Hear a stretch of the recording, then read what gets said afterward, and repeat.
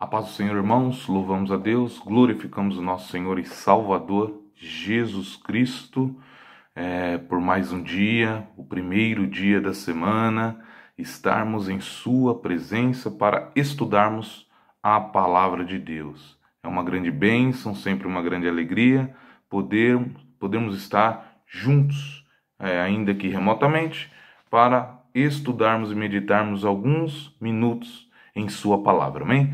Nós vamos orar colocando as nossas vidas na presença do Senhor. Senhor, nós te exaltamos, bendizemos e glorificamos o teu nome, Pai.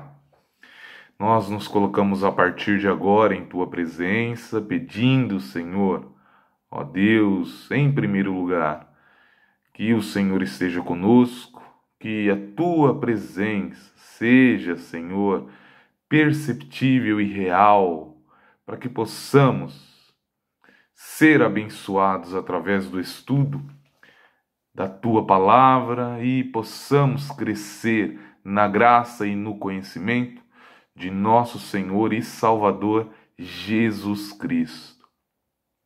Deus, toma a minha vida, toma a vida de todos os meus irmãos, Pai, todo o teu povo que hoje, no dia do Senhor, se apresenta a Ti, consagrando a Ti, Senhor, os primeiros minutos do seu dia, os primeiros instantes da sua semana, Pai. Abençoa todos aqueles que colocaram o seu coração, ó Deus, para aprender, para crescer, para se desenvolver, para ouvir a Tua voz, Pai. Abençoa-nos, Senhor. Nós clamamos, ó Deus, e pedimos, Senhor, a Tua presença. Fica conosco e nos ajuda, Pai, porque sem a Tua presença, sem o Teu auxílio, nós não chegaremos a lugar algum. Assim nós oramos e Te agradecemos em nome de Jesus. Amém, Senhor. Glória a Deus, irmãos. Então nós vamos continuar aquilo que temos estudado, né? Essa já é a sexta aula e última também, é o último ponto desse assunto que temos estudado, amém? Nós, na primeira aula, falamos a respeito da necessidade do crescimento, do desenvolvimento cristão, né? A nossa aula tem como tema os níveis de revelação bíblica e o amadurecimento cristão pelo experimentar. Então, começamos falando a respeito da necessidade desse crescimento, passamos por Gênesis, Êxodo, Levítico, Número e chegamos em Deuteronômio. Só lembrando que nós temos traçado, né, uma linha, um paralelo entre a revelação, ou o desenvolvimento da revelação na Torá e o desenvolvimento do cristão, amém? Então passamos por Gênesis, que é Bereshit, no início, Êxodo, que é Shemot, ou os nomes, Levítico, que é Vaikra, ou e chamou, Números, que é Bar, Midbar, que é no deserto, e chegamos agora em Deuteronômio, que é Devarim, ou as palavras, ou essas são as palavras. Deuteronômio, como os irmãos sabem, no grego significa segunda lei. E qual é a estrutura básica desse livro, irmãos? Basicamente três tópicos importantes. O Senhor começa trazendo à memória tudo o que Ele fez pelo povo de Israel. Depois, numa sessão intermediária, existe a repetição das leis. E lá no final existem algumas profecias e bem no finalzinho a passagem de Moisés, irmãos. Então essa é a estrutura e é essa base que percorreremos no dia de hoje, passando, né, fazendo um paralelo entre essa revelação, essa sequência na revelação e a vida do homem. Amém, irmãos? Nós vamos, então, para o tópico 1.1, que eu dei aqui o título de memória, né? 1.1, memória. Vamos ler Deuteronômio 8. Deuteronômio 8, amém? Deuteronômio 8, vamos fazer uma leitura um pouco extensa, para que possamos compreender de uma forma mais abrangente aquilo que Deus nos traz a esse dia. Então, Deuteronômio 8, 1. Todos os mandamentos que hoje vos ordeno, guardareis para os fazer, para que vivais e vos multipliqueis, e entreis e possuais a terra que o Senhor jurou a vossos pais. Aí ele já começa, irmãos, com alguns elementos aqui de memória, né? Trazendo a memória. E te lembrarás de todo o caminho pelo qual o Senhor teu Deus te guiou no deserto estes 40 anos, para te humilhar, para te tentar, para saber o que estava no teu coração, se guardarias os seus mandamentos ou não. E te humilhou, e te deixou ter fome, e te sustentou com um maná que tu não conheceste, nem teus pais o conheceram, para te dar a entender que o homem não viverá só de pão, mas de tudo que sai da boca do Senhor viverá o homem. Nunca se envelheceu a tua veste sobre ti, nem se inchou o teu pé nestes 40 anos. Então aí, ó, veja bem, ele já começa a falar a respeito da provisão dada ao povo, né? Confessa, pois, no teu coração que como um homem castiga a seu filho, assim te castiga o Senhor teu Deus. E guarda os mandamentos do Senhor teu Deus para o temeres e andares nos seus caminhos, porque o Senhor teu Deus te mete numa boa terra, terra de ribeiros de águas, de fontes e de abismos, que saem dos vales e das montanhas, terra de trigo e cevada, de vides, figueiras e romeiras, terra de oliveiras, abundante de azeite e mel, terra em que comerás o pão sem escassez, e nada te faltará nela, terra cujas pedras são ferro, e de cujos montes tu cavarás o cobre. Quando, pois, tiveres comido e fores farto, louvarás ao Senhor teu Deus pela boa terra que te deu. Então, ele começa também a fazer a relação da lembrança por tudo que foi feito e um fruto, né, que é o louvor. O fruto que vem pela lembrança. Lembrarás de tudo que o Senhor teu Deus te fez e louvarás ao Senhor teu Deus. 11. Guarda-te, para que te não esqueças do Senhor teu Deus, não guardando os seus mandamentos e os seus juízos e os seus estatutos, que hoje te ordeno, para que porventura, havendo tu comido e estando farto, e havendo edificado boas casas, e habitando-as, e se tiverem aumentado as tuas vacas e as tuas ovelhas, e se acrescentar a prata e o ouro, e se multiplicar tudo quanto tens, se não eleve o teu coração e te esqueças do Senhor teu Deus, que te tirou da terra do Egito, da casa da servidão. Então aqui começa ainda a ficar mais claro que é necessário que o homem lembre, ou que o povo de Israel lembre de tudo que Deus fez em sua trajetória até esse ponto, e no caso de Israel, ou na vida do homem, também em sua trajetória, em sua vida até este ponto, né? Para que o seu coração não se eleve e comece a imaginar que ele fez, né? Conquistou e chegou até aqui,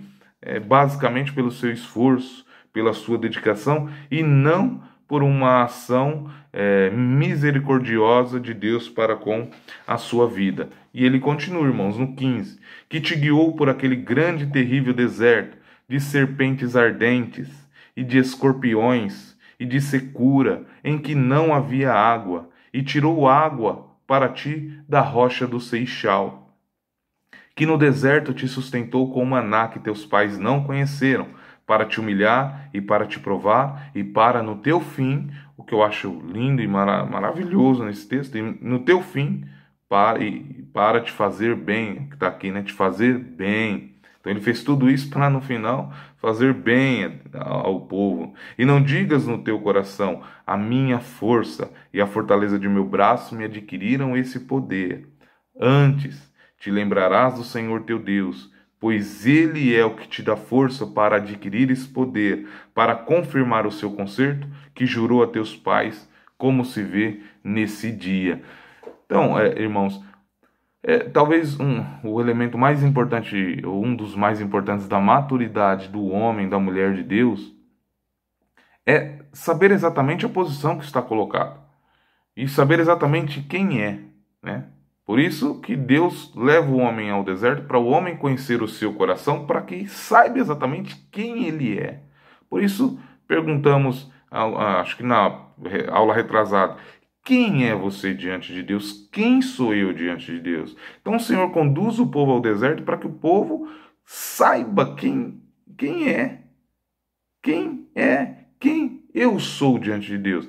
Por que é importante eu saber? Para que eu compreenda muito bem a minha posição e a posição de Deus. E como eu devo me comportar nessa posição que fui colocado por Deus.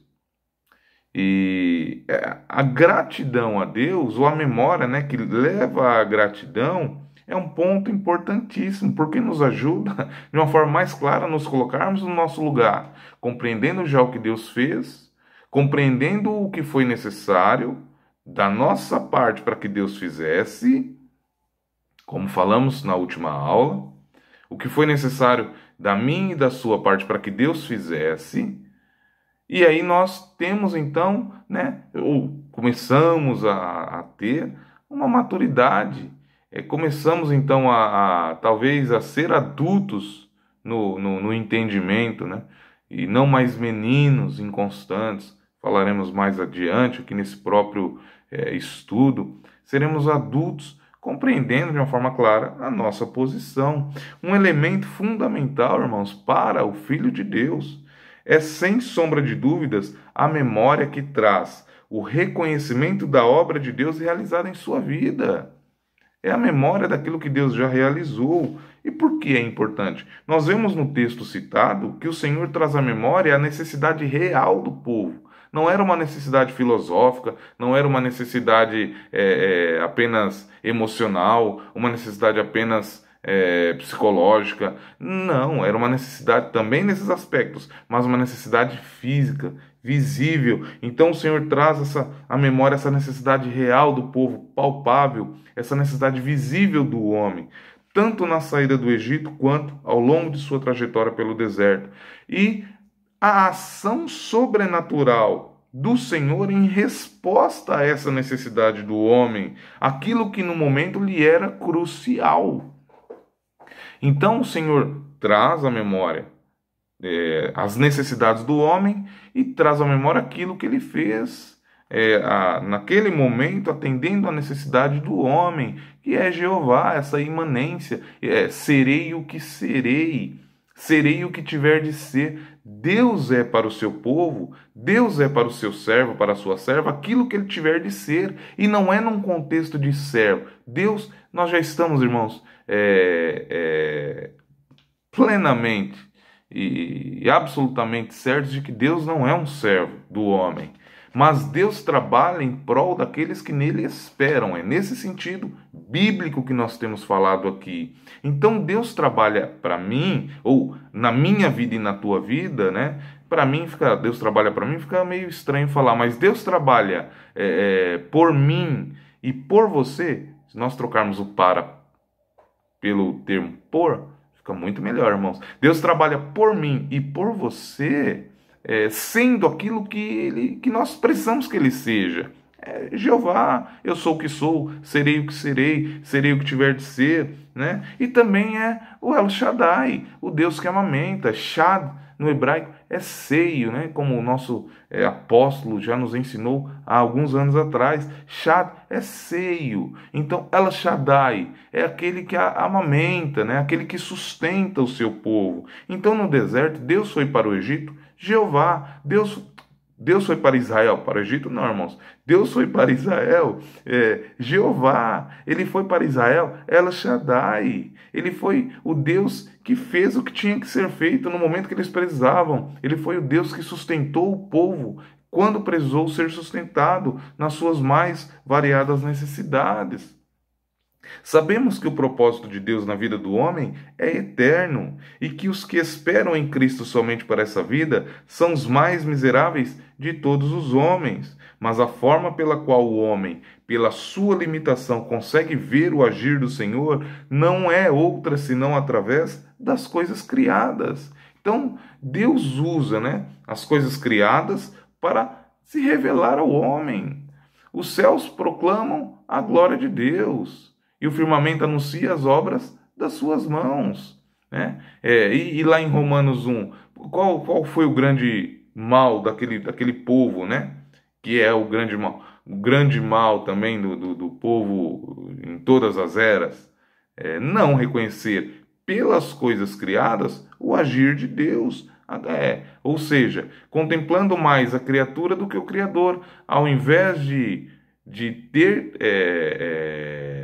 a criação como um efeito de um ser superior que o criou e dando a esse ser toda a honra, toda a glória, todo o louvor. Então, pelas coisas criadas e pela necessidade palpável do homem, Deus se revela. E para que ele se revela? Para revelar a sua, né, para demonstrar toda a sua imanência. Então, seja pelas coisas criadas, ou seja pela contemplação apenas daquilo que Deus faz, é necessário que o homem compreenda o agir de Deus em sua vida, nessa posição em que ele foi colocado. É a gratidão, irmãos, que nos impele a viver uma vida que agrada ao nosso Salvador. Quando chegamos no ponto em que o amor de Cristo nos constrange, o que aqui em Deuteronômio 8 nós vemos? Nós vemos o amor de Deus constrangendo o povo de Israel. Quando ele fala tudo o que ele fez, é para que de alguma forma o povo fique constrangido por tudo que já foi realizado. Quando o amor de Cristo nos constrange, então nós estamos preparados, irmãos, para viver uma vida digna da verdade posicional concernente à vida redimida. Ou seja, quando eu trago em memória o que Deus já fez por mim, quando você traz em memória o que Deus já fez por você, então você está preparado para, a partir daí, não retribuir. Não é retribuição, porque não há nada que nós possamos fazer para retribuir aquilo que Deus fez. Mas com um coração grato, nós nos inclinamos a obedecer a Deus, a estar e a buscar a presença de Deus de uma forma contínua, porque nós reconhecemos, né, essa tão grande salvação. Nós reconhecemos essa tão grande obra realizada em nossa vida. E Deus não nos dá outra alternativa senão nos prostrarmos e nos dobrarmos diante de todo esse agir por nós. Então a memória conduz à gratidão. Memória conduz à gratidão. E a gratidão conduz a uma vida digna da posição em que o Senhor nos colocou. Então esse é o primeiro ponto, a memória, que começa, né, que é o início aí do livro de Devarim, as palavras, né, Deuteronômio, que em hebraico é Devarim, as palavras. Então é o início do livro, é para você trazer à memória aquilo que Deus já fez. Então olha só que coisa maravilhosa, irmãos. Nós falamos a respeito da santidade em Levítico, falamos a respeito da fé, né? De caminhar com Deus pela fé, da provisão, de estar no deserto e confiar em Deus o tempo todo. E chegamos agora num estágio em que nós somos santos, nós confiamos na provisão de Deus, mas que é necessário que isso esteja na nossa mente o tempo todo, que isso esteja sempre, né, de uma forma ativa na nossa mente, nos lembrando aquilo que Deus já fez, irmãos. Então, o primeiro ponto, né, o tópico 1.1 é memória. Tópico 1.2 é constância, que é outro aspecto trazido nesse nível de revelação importante à vida do homem. Nós vamos ler agora Deuteronômio 6. Deuteronômio 6, versículos 6, 7, 8 e 9.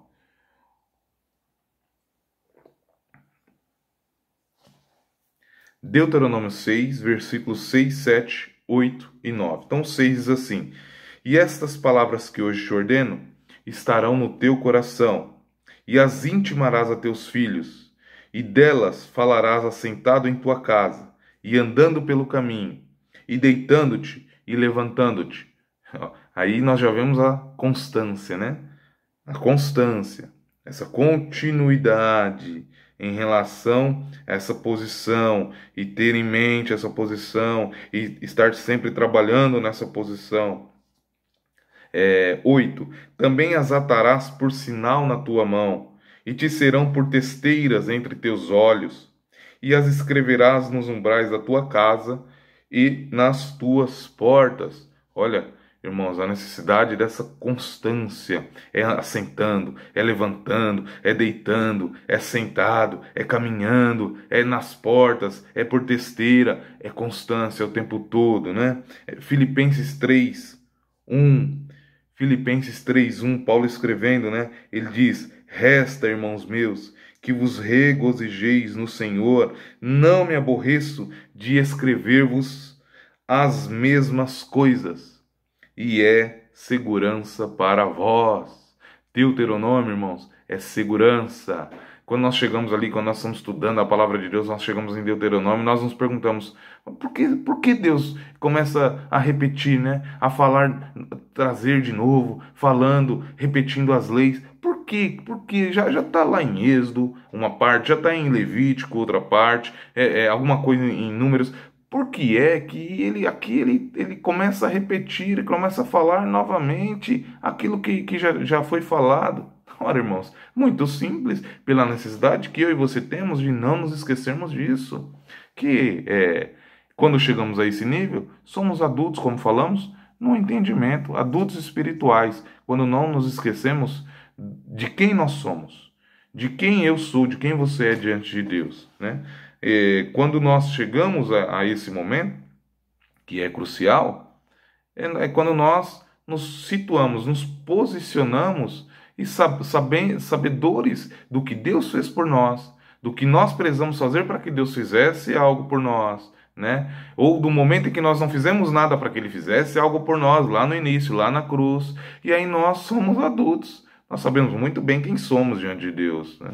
Nós sabemos muito bem quem Deus é e quem nós somos, e a posição de cada um. Então, é um relacionamento de um ser adulto, espiritualmente falando, com Deus. Outro aspecto, irmãos, por que é necessário essa constância? O coração do homem, ele procura por novidades, sempre por novidades, e busca novidades, e quer novidades. E a vida do cristão, do verdadeiro cristão, embora as misericórdias do Senhor se renovam a cada manhã, ela é uma vida, irmãos, nós vamos ver, retilínea, ela é uma vida reta. Ela não que não tenha, né, novidade, mas o cristão não busca, o verdadeiro cristão maduro, né, dentro dos níveis de revelação bíblica e o amadurecimento cristão pelo experimentar, que é o tema da nossa aula. Dentro desse amadurecimento está essa verdade de que o homem e a mulher de Deus são maduros espiritualmente, não procuram por novidades. Eles já têm certeza de quem são diante de Deus, porque o Senhor já os levou ao deserto e já revelou a eles quem eles são. Então eles já sabem quem são diante do Senhor e também já sabem tudo o que Deus fez por sua vida, que é Deuteronômio. Já sabem tudo o que Deus realizou e por isso tem uma vida constante na presença do Senhor. Então, o coração do imaturo procura novidades. E aí nós vemos essas pessoas que não conseguem se firmar na casa de Deus. Parece que Deus, né, entendam o que eu estou dizendo, parece que o Senhor sempre os decepciona. Parece que sempre é uma decepção, né? Pico vales, pico vales, pico vales. E aí fica uma história inconstante diante de Deus. E aí, quem não é espiritual pode até olhar e achar que Deus está decepcionando a pessoa. Mas o problema está no coração. A percepção, irmãos, de repetição traz uma sutileza que não pode passar despercebida à mente reverente. Isso tem uma relação profunda com o cotidiano da vida cristã. Sobretudo, com o fato de que a ação do tempo não parece ter poder de corromper a realidade do servo de Deus. Então, a ação do tempo não parece, irmãos, pelas histórias que nós vemos na Bíblia, ter o poder de corromper essa realidade, né, do servo de Deus, ou da posição do servo de Deus. A inconstância da vida natural não parece encontrar paralelo nas histórias dos servos do Eterno, que são encontradas nas páginas da Bíblia.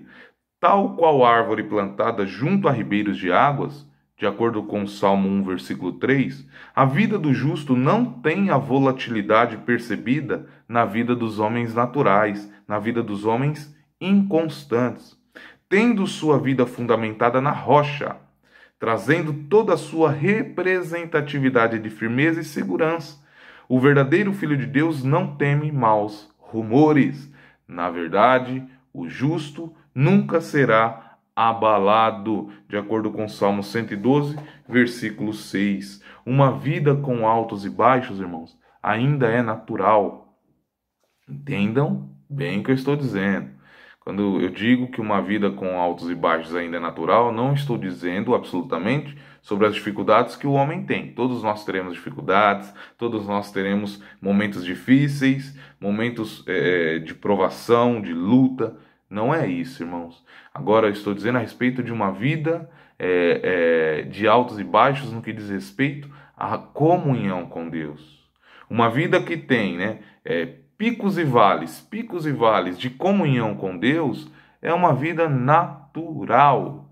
Natural. Se aí fora dizem que a vida é uma roda gigante, ou a vida é uma montanha russa, a vida do crente não é uma montanha russa. A vida do crente é um caminho aplanado pelo seu Senhor, é um caminho preparado pelo seu Deus. E embora ele passe por algumas dificuldades, não existem picos e vales. Não há dias que eu amo mais o Senhor do que outros dias. Não há dias que eu sirvo mais ao Senhor do que outros dias. Em relação, a essa maturidade. Não há dias que nós somos mais crentes do que outros dias.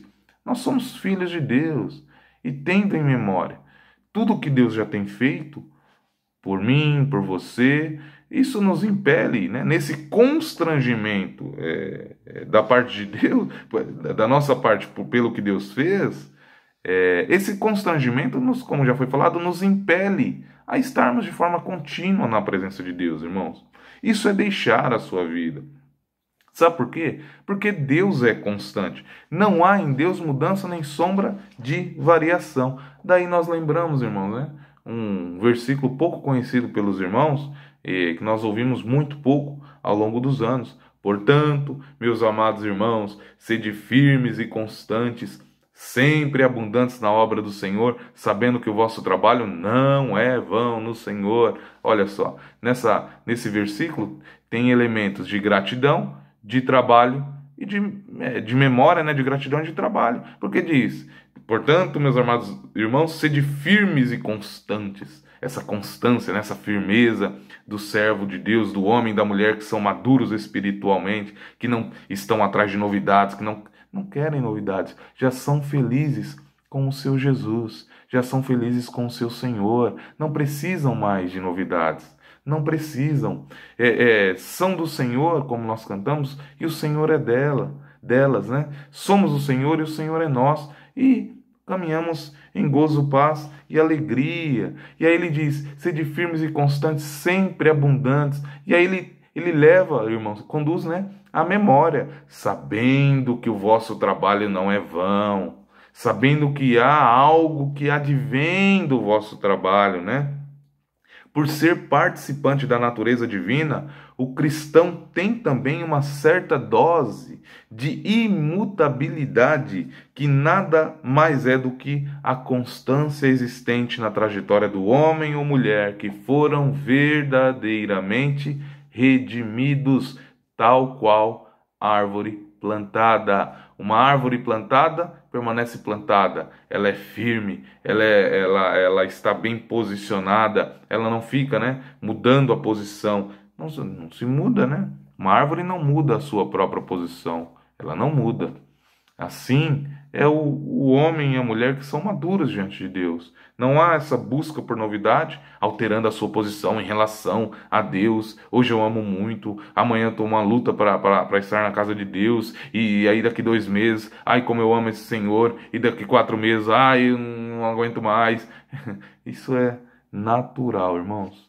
Quem vive dessa forma não chegou ainda em Deuteronômio, de acordo com esse paralelo. Não chegou ainda. Eu arrisco a dizer que ainda está lá em Êxodo. Ainda está lutando com a cruz. Tópico 1.3, então, e último, dentro de Deuteronômio. E o último também dentro desse estudo que temos feito. A verdade do Evangelho impregnada em nossa vida, irmãos. Que é aí a verdadeira maturidade. Quando o Evangelho está impregnado. Ou eu não sei mais até onde vai a minha vida e até onde vai o agir do Evangelho na minha vida. Os dois são um só. Não tem mais essa separação da minha vida e da religiosidade que não deveria ter no que diz respeito à verdade do Evangelho. A maturidade do homem, quando o homem e a mulher são adultos espirituais, não tem mais essa divisa. Nós somos um só, né?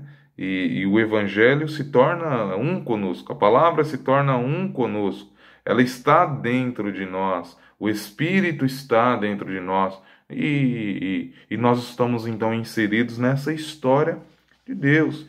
Deuteronômio 6, né? Ainda Deuteronômio 6, versículo 4.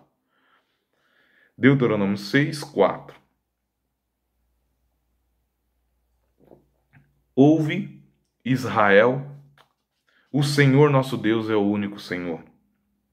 Amarás, pois, o Senhor, teu Deus, de todo o teu coração, e de toda a tua alma, e de todo o teu poder. Vou repetir, irmãos.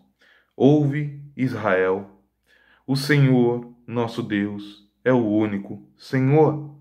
Amarás, pois, o Senhor teu Deus de todo o teu coração, e de toda a tua alma, e de todo o teu poder.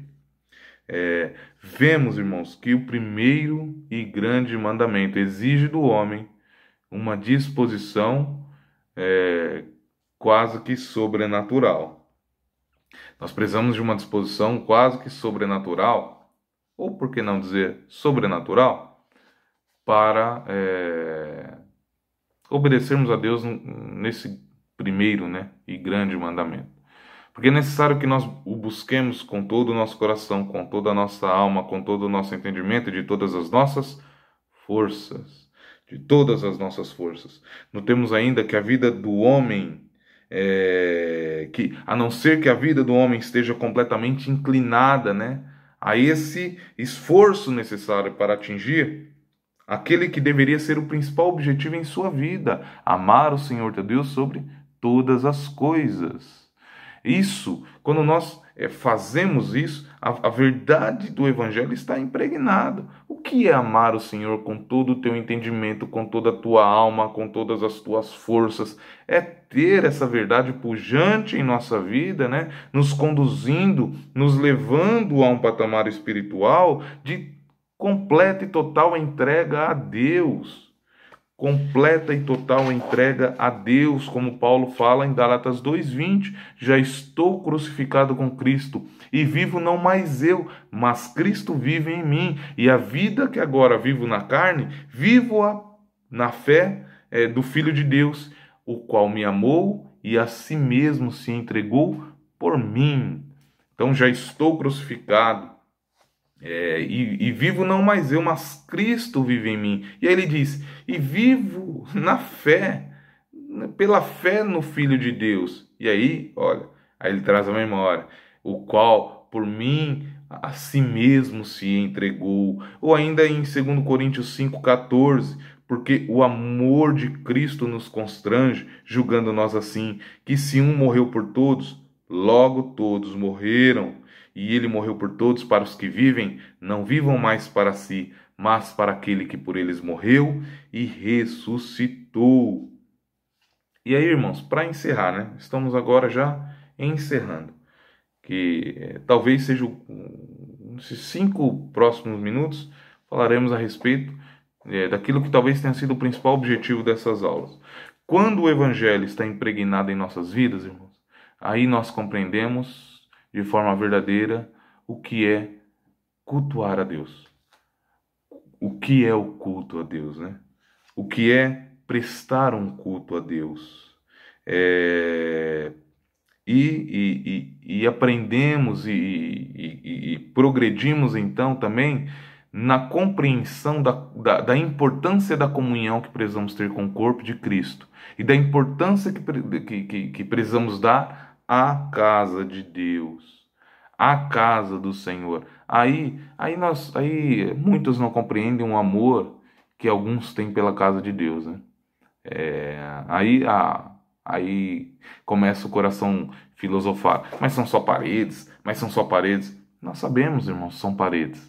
Mas quando nós temos, ou chegamos nessa maturidade, né, quando chegamos em Deuteronômio, aí nós temos e é desenvolvido, né, ao longo dessa trajetória um